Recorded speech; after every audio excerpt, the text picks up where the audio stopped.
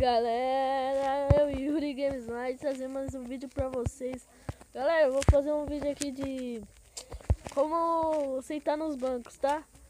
Pera aí, você vai precisar desses daqui, ó. Escadas de carvalho, trilho, que é alçapão, quer dizer, carpete. Você vê, isso. Aí você vai ver aqui.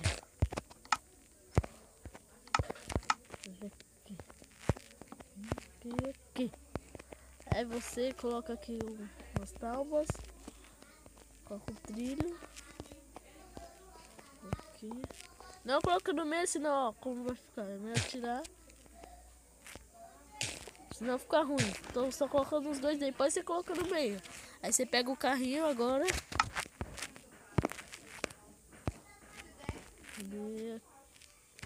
Opa, aqui. Aí você vai vir aqui e aqui. Aí você vai precisar desse daqui, ó. Desse daqui, tá vendo? Esse daqui, ó, alçapão. Aí você vai vir aqui e aqui. Tem que manter aqui pra segurar. Se você não manter aí, já era. Não vai dar pra colocar. Aí simplesmente você vai fazer isso, ó. Você tem que empurrar com força. Se não empurrar, aí não vai dar.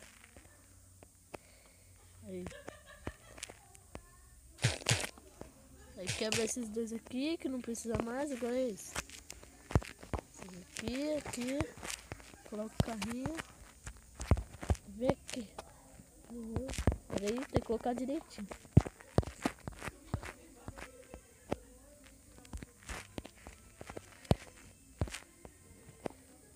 Aí. Tira isso.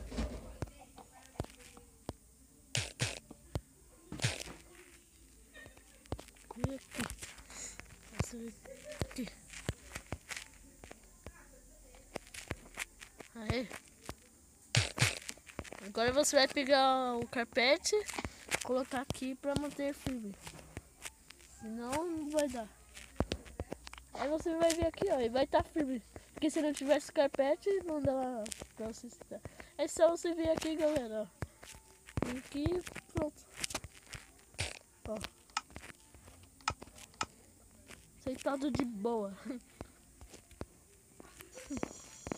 Então é isso mesmo, galera. Curte aí, se inscreve no